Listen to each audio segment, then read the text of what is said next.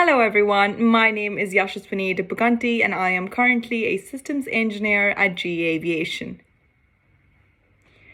The first question I have here today is by Leila. And the question is, how many people currently work at GE and what are some of the big projects that we're working on? Now, that's an excellent question because that is actually a question that I prepared for when I was interviewing for this position. So at GE, we have a total of 205,000 people working all across the globe. And just in the Cheltenham site at GE Aviation, we have about 1,600 people. Now, that's quite a community. So, as part of big projects, I would definitely be biased to the project that I am working on right now, which is the Genesis project. Now, think about this simply as when you're going on an aircraft and let's say everything stops working and there is nothing that the pilot can look at and guide us back home. The Genesis instrument is a tiny instrument that displays everything that the pilot would need in order for us to go back home. Important things like velocity, the Mach number, the altitude, everything that they would need in one little display for us to go back home. So I would say that's quite a big project. The second question that I have here is by Sukh. Now, this question is something that is very interesting to me because what is it like to be an engineer?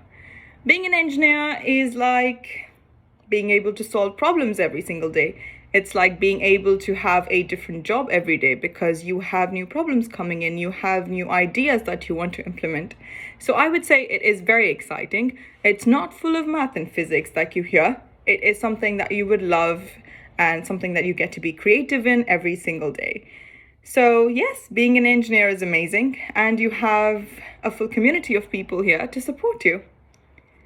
And the next question is by Priya. And the question is, how do you know if it's okay to use safety equipment?